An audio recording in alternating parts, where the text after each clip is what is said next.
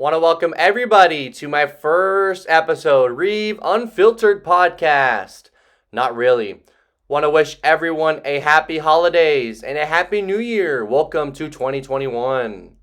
2020 now in the books, and want to welcome everyone to my first podcast, going over some debate topics today. Within myself, for the first topic, Patrick Mahomes MVP conversation within Aaron Rodgers, who's on top and who's favored going into Week 17. Who's under more pressure, Baker Mayfield or Lamar Jackson in Week 17 to get their team into the postseason? Which team has a chance to knock off the defending Super Bowl champion Kansas City Chiefs in the AFC? Previewing a big week in the NFC East, Dallas chances getting into the postseason to host a wildcard playoff game against Tampa Bay in the wildcard at home at the AT&T Stadium. And finally, my top 10 NFL teams going into Week 17. That's all next here on the Reeve Unfiltered Podcast.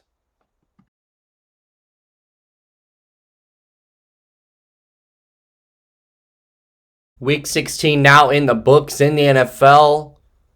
Green Bay's big win over Tennessee and Patrick Mahomes' slight win over the Atlanta Falcons. So Patrick Mahomes struggled in Week 16, couldn't find his offense really to click with. He threw a couple of interceptions. The kicker from Atlanta missed a kick at the very end of the game that kind of prevented an overtime period that which could have prevailed in an Atlanta victory or a Kansas City victory. But ultimately, Kansas City ended up winning. And Aaron Rodgers completely dominated Sunday Night Football.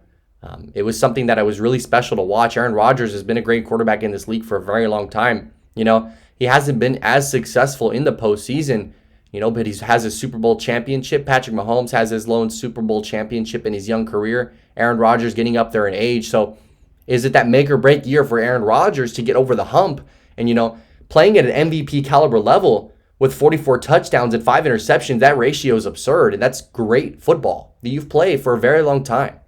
Devontae Adams, his receiver that he really has, that's a star receiver, an all-pro receiver, throwing and receiving for 1,328 receiving yards. His completion percentage has been up over 70% all season, passing for 4,595 yards. I mean, this is just insane. The long ball that Aaron Rodgers has within his game is great. He's doing more with less. And that's something Patrick Mahomes has. He has more. Is he doing more with more? Or is he doing less with more? And that's just been the debate conversation this past couple months. Patrick Mahomes' completion percentage of the past 4 games haven't been over 70%. 62%, 69%, 55%, and 54%. So you're playing defenses like Atlanta. And Atlanta has a really good defense. But are they really great? No. It's an NFL defense. It's an average NFL defense. Get you a couple stops, force a couple turnovers, give up a couple big plays. But for Patrick Mahomes to struggle against an Atlanta defense in that caliber, it just goes to show who the real MVP is in this season. I mean, I think Patrick Mahomes is the greatest quarterback in the league at the moment. But if you want to talk about MVP, most valuable player on the most valuable team, Aaron Rodgers is the MVP. Tyreek Hill, Travis Kelce, Sammy Watkins. Sammy Watkins has 600 receiving yards this season. Tyreek Hill with 1,361 and Travis Kelce 1,416. Patrick Mahomes, touchdown to interception ratio, 38-6. His completion percentage is 66.3%. And his passing yards, 4,740. Now, earlier I got that passing yards wrong from Aaron Rodgers is 4,059 passing yards. You want to go stat for stat? I mean, it's kind of right there on paper. Aaron Rodgers, the real MVP this year. Playing against teams that in a lot harder conference, in my opinion. You have your teams with great quarterbacks. Not to say that the AFC isn't stacked, but Kansas City matching up against Buffalo is a tough matchup for sure. But them matching up against Pittsburgh, a team like Cleveland or Baltimore, it's not as hard as matching up against a New Orleans Saints defense or an offense like Tampa Bay. Tampa Bay, okay, yeah, they're gonna win a couple playoff games. Now, if they get to the Super Bowl, that depends on Aaron Rodgers, because Aaron Rodgers ultimately looks like they're going to the Super Bowl. From what I'm seeing from their defense and on offensive side of the ball, Aaron Rodgers is setting his receivers up perfectly. The run game is amazing right now. 31 points per game. 31.6 points per game. And their opponents are averaging 23.5. Now that's not a great defensive number, but that's a good number. Almost under 20 points per game. Their defense only giving up 41 touchdowns. Their offense their offense scoring 61 touchdowns. And 15 of those have been via the run, 44 via the touchdown pass. And Aaron Rodgers is just playing lights out. That's my MVP going into week 17. Now, I'm sure things aren't going to change much this week, because I don't think Patrick Mahomes is going to catch Aaron Rodgers in touchdowns. Completion percentage, not for sure. Passing yards, Patrick Mahomes won that. Aaron Rodgers is just doing more with less, and it's starting to show. I thought Derrick Henry was going to rush for 3 touchdowns and get over 250 yards on Sunday night. The defense held up. Aaron Rodgers took advantage, dropped 40 in the snow in a 20-degree weather. It just goes to show. It just goes to show. Alrighty. Topic number 2 of the day for the Reeve Unfiltered podcast. I want to thank everybody for tuning in this afternoon. First episode going great so far, but right here, second topic, who's under pressure more? Lamar Jackson or Baker Mayfield? Well, for me, going into week 17, Lamar Jackson, having been 0-2 in the last postseasons in 2018 and 2019, haven't really won a playoff game yet, and really Baker Mayfield is in a brand new system. I mean, this coach that they brought in has never even coached a high school football game. So you would think, who's under more pressure? Just won the MVP a year ago. So it's really based off of what you think. In my opinion, Lamar Jackson's is most under pressure. Now, being the number 1 pick overall in Baker Mayfield, you have to have some pressure on him. And I do too.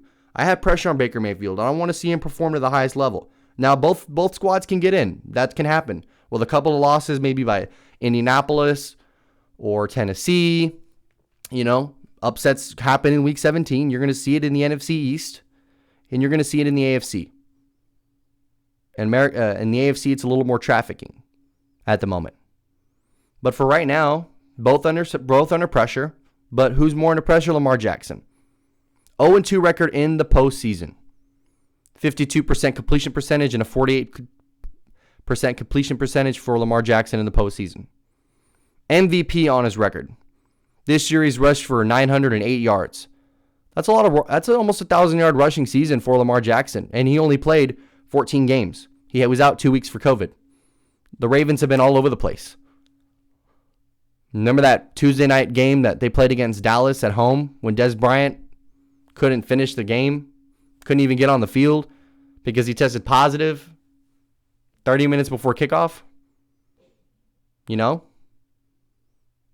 But now, looking into it, and Baker Mayfield, Odell Beckham being out with an ACL injury. Now, I love the backfield for Cleveland. The Browns have an amazing backfield. Nick Chubb and Kareem Hunt. 959 rushing yards for Nick Chubb. Kareem Hunt, 804 rushing yards. That's pretty good backfield. That's almost a 2,000-yard rushing season in the backfield. Adding Baker Mayfield's rushing yards, about 300 rushing yards on the season. Pretty good rushing attack by this offense. Both taken 22 sacks. 29 sacks is Lamar Jackson, 22 in Baker Mayfield. So you can see where the offensive line could be a factor into this. Okay, you want to say that too. But let's look at the last 5 games for Baker Mayfield in his completion percentage. Just lost last Sunday to the New York Jets. 67.6% completion percentage in the last 5 games. Okay, we'll leave that there. Hold that thought. 25 touchdowns, tied 12th in the NFL. 3,367 passing yards, 18th in the NFL. 8 interceptions. And a 71 quarterback rating. QBR. 12th in the NFL. Now, does Lamar Jackson have more to work with? I wouldn't necessarily say that. But he is, I thought coming out of college was better than a lot of his quarterbacks in the draft. I thought he was better. I think he's better than Baker Mayfield. But, I mean, he's more under pressure. You know, when you win an MVP, and the guy that's across from you and who you were compared to all of last season and going into this season is Patrick Mahomes, you're compared to a quarterback in that caliber. So one thing that these two quarterbacks have in common is their mobility and being able to get out of the pocket, run for extra passing yards, get the ball down the field over the top to their receivers. Lamar Jackson, the Ravens getting Dez Bryant's huge. You know, it's a part of the system that they play. These quarterbacks are very mobile. Harbaugh, for the Ravens, their head coach, has done a phenomenal job, but they need to get over the hump if wanting to be successful. You win Week 17, you're in. Okay. Now what do? You get to the playoffs. You're 0-0. You have to perform in the postseason, Lamar Jackson. You want to be compared to Patrick Mahomes? You want to be compared, at first I was comparing him to Michael Vick, okay? And a lot of people say that too, and I get that from a lot of people. Lamar Jackson, that's Michael Vick. And, it's just the way it is. Now, is he better than Michael Vick? He could be. I just want to see him get it done in the postseason. MVP, cover of Madden, that's all cool and sexy and everything. But it's time to get it done. It's time to win. Couple years into the league now, it's time to win. On the other hand, Baker Mayfield. So proud of Baker Mayfield this year. Has had his ups and his downs, gone through systems and head coaching and new ownership and knew all of this. Receiving core, when he showed up there, they had nobody. They built this offensive line. They've acquired Odell Beckham. They acquired Kareem Hunt, Jarvis Landry, Austin Hooper. Love the tight end. Phenomenal.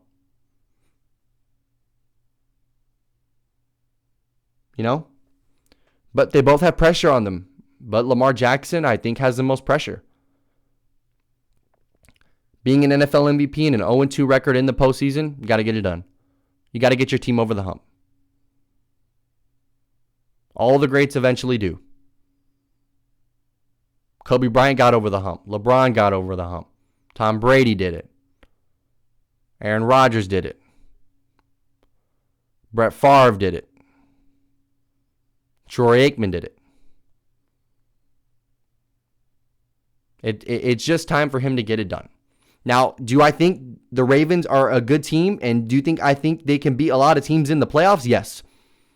I would not want to face Baltimore, and I would not want to face Cleveland. Why? Because they're very unpredictable. Remember that shootout 2 weeks ago? When Baker Mayfield and Lamar Jackson almost put up 50 points apiece? They both can do it.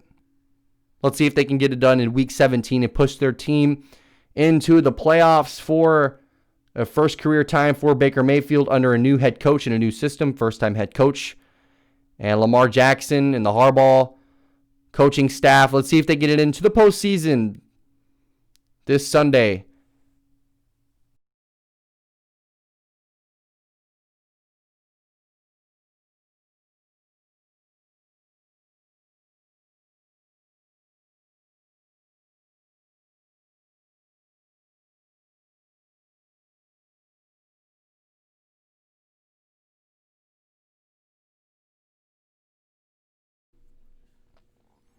All right, going into Week 17 in the NFL, we've got two teams that, in my opinion, that can overcome Kansas City and Super Bowl champions.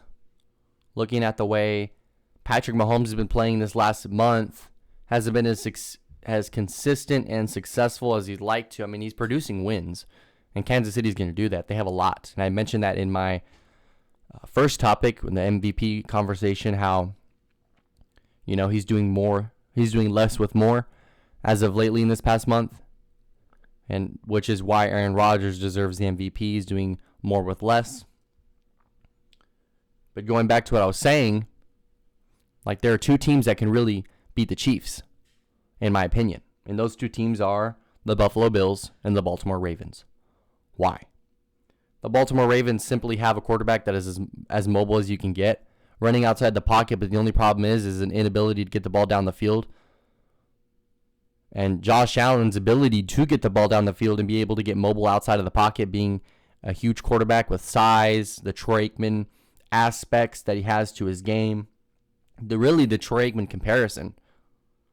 The horrible rookie season, couldn't quite find his groove, and then all of a sudden next year he's in MVP conversations and really is balled out his sophomore season in the NFL.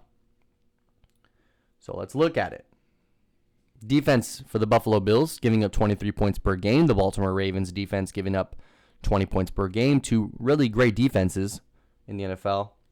Josh Allen, Lamar Jackson. Lamar Jackson missing a couple of games this year due to COVID.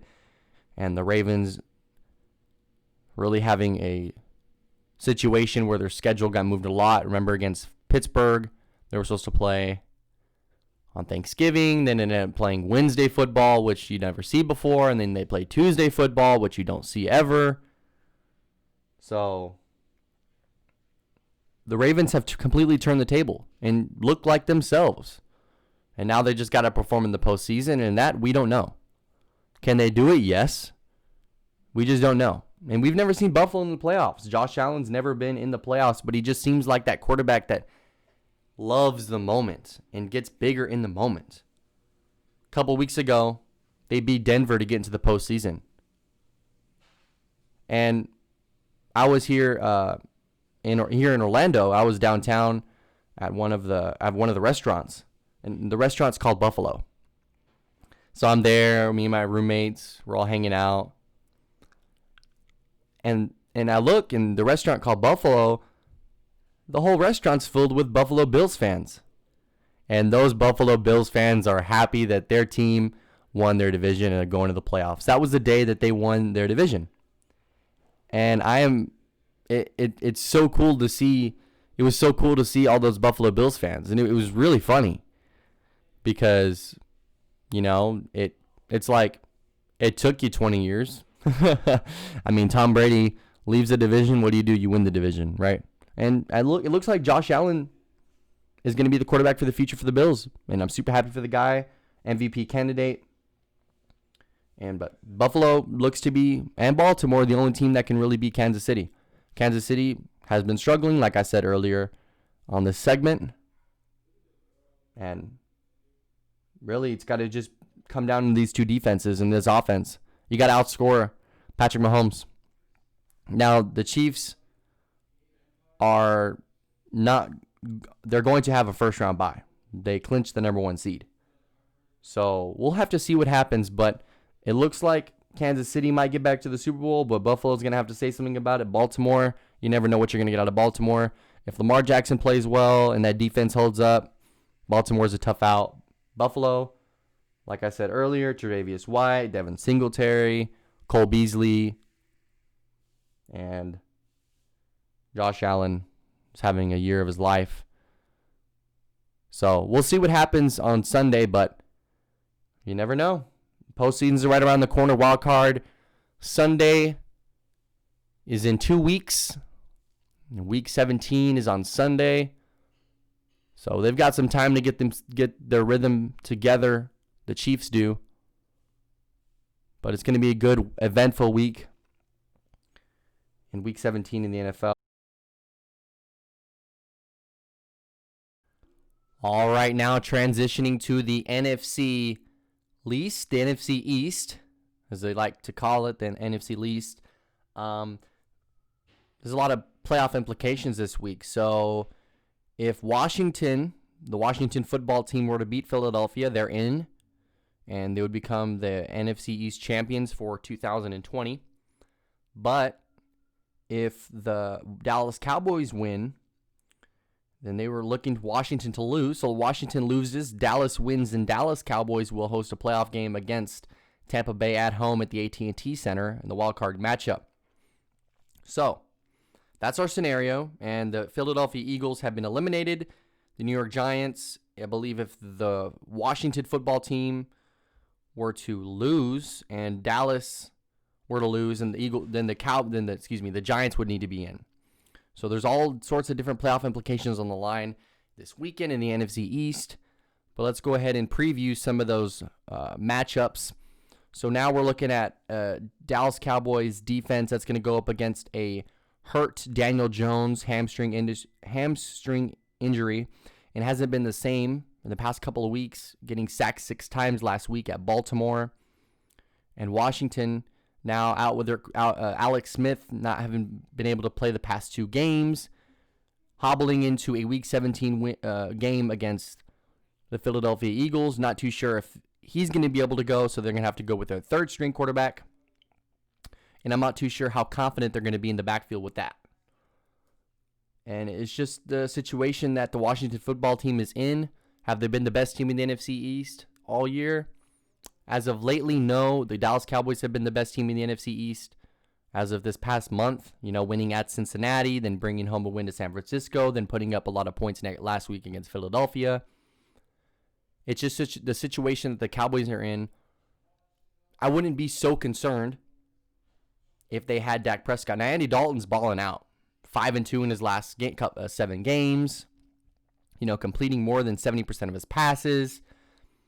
And, really connecting with all his receivers and Amari Cooper, Michael Gallup,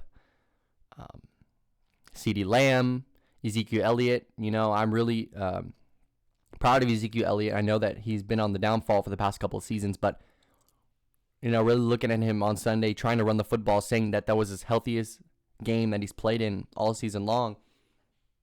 It just goes to show that the situation the Dallas Cowboys have been in all year. And, there have been a couple of games where, I've held them against them. At Baltimore, I was like, damn, this is probably the last chance for us to get into the playoffs. And, in the NFC East, I thought it would come down to the last game last week. And it's going to, literally, Sunday Night Football at 8 o'clock, the Philadelphia Eagles will host the Washington football team. So it's going to be interesting this Sunday. Fletcher Cox isn't going to go for Philadelphia. We'll see if Washington gets their quarterback back. Daniel Jones and the New York Giants are going to try to get in the playoffs.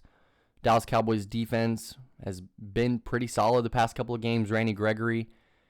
I was watching him on Sunday, and I'm just like, what?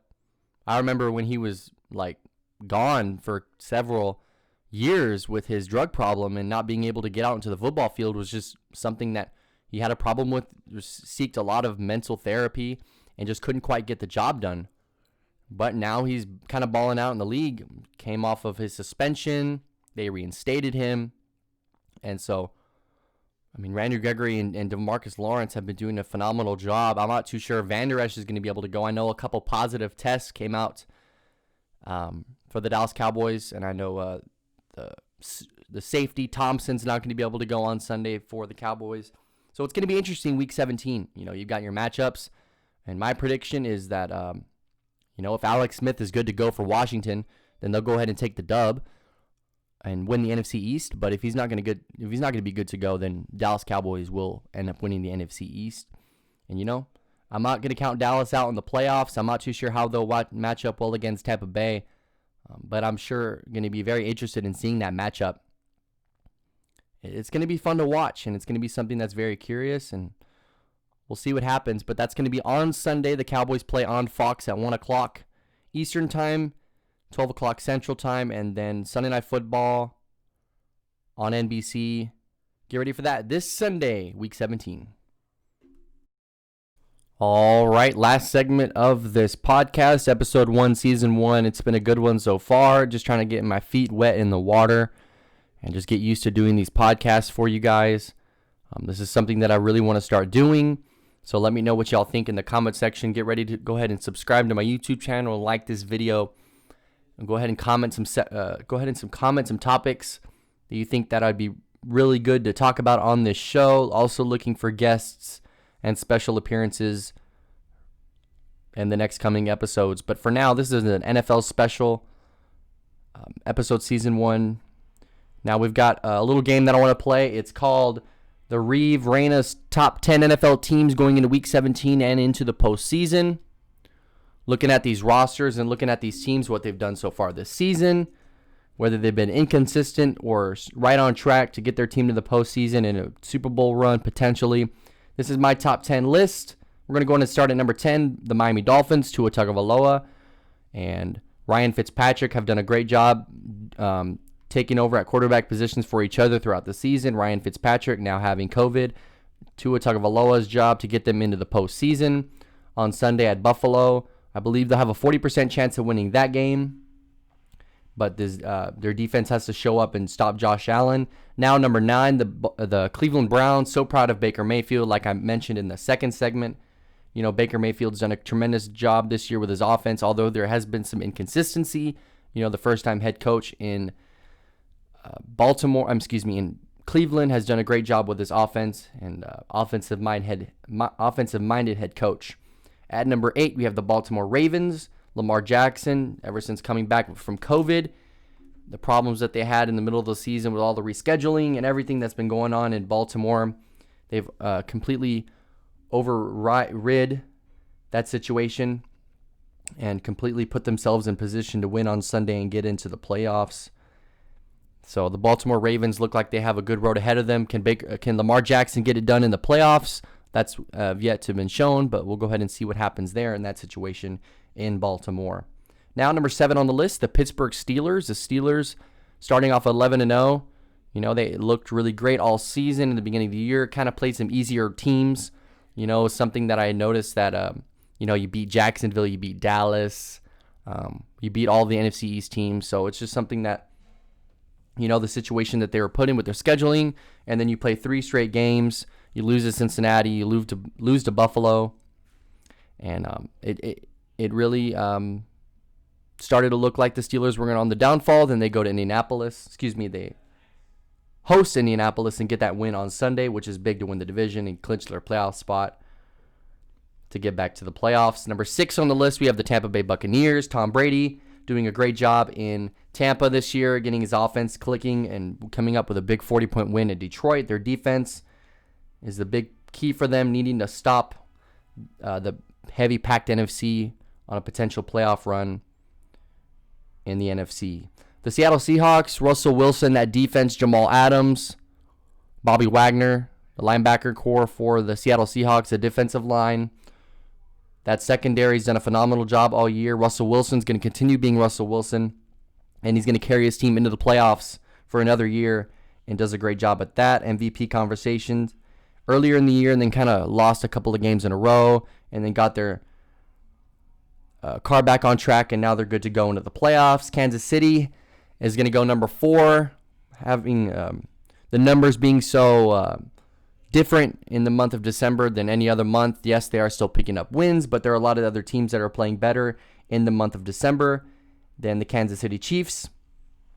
Patrick Mahomes, Tyreek Hill, Travis Kelce's having probably the most arguable best season for a tight end in NFL history. So that's where I put the Chiefs at number 4. Number 3, Aaron Rodgers, MVP candidate in the NFC. The Green Bay Packers are going to do great. They're going to do their thing. Their defense has done a phenomenal job. Aaron Rodgers is going to do his thing within his receivers, Devontae Adams, out of the backfield, all the running backs, and their run game. And it's going to be hard to go through Lambeau. So if they do end up getting that number 1 seed, it's going to be a hard time going through Lambeau. Number 2, the Buffalo Bills, Josh Allen, like I mentioned earlier. I put them to upset the Kansas City Chiefs if there was to be an upset. And Josh Allen, after coming off of a rough rookie season, doing a great job his sophomore year in the NFL. And just performing that defense, doing a great job. Tre'Davious White, Devin Singletary, and Cole Beasley doing a phenomenal job for the Buffalo Bills. So now my number one team in the NFL is going to go ahead and go to the New Orleans Saints. Alvin Kamara, coming off of a six touchdown game, tested positive for COVID today, will miss the remainder of the season until about the wild card matchup. If he's able to come back, if they clinch that number one seed, that'd be even better. So that way Alvin Kamara can rest, come back in 2 weeks, and play in the divisional round against the team that they match up with. But this defense in New Orleans, if they do get the number one seed, it's going to be really hard to go to New Orleans and win. It's just so loud. I know that there's not going to be as many fans this year as there were in the past years. But New Orleans, Drew Brees, Sean Payton with that offense, you can give 15 to 20 plays with Taysom Hill, and you can go to Michael Thomas. He'll be back in time for the postseason, and it's just going to be a good year for the New Orleans Saints. So I have the New Orleans Saints getting to the Super Bowl, and if anybody were to upset the Kansas City Chiefs, I'd say Buffalo, but right now it looks like Kansas City's going to get into the playoffs if they just continue to roll their way into the postseason. So that's my list. Number 10, Miami Dolphins. Number 9, Cleveland Browns. Number 8, Baltimore Ravens. Number 7, Pittsburgh Steelers. Number 6, Tampa Bay Buccaneers. Number 5, Seattle Seahawks. Number 4, Kansas City Chiefs. Number 3, Green Bay Packers. Number 2, Buffalo Bills. And number 1, New Orleans Saints. That's going to conclude today's podcast. I want to thank everyone for tuning in for the first episode. It's been a journey, and something that I've been wanting to do for a very long time. So I want to click that subscribe button. Go ahead and follow me on all my icons on the screen that you have there: Twitter, Instagram, TikTok, and YouTube. Go ahead and subscribe to my YouTube channel. Have another video out next week. This is going to conclude us today for the Reef Unfiltered podcast. Stay safe and Happy New Year.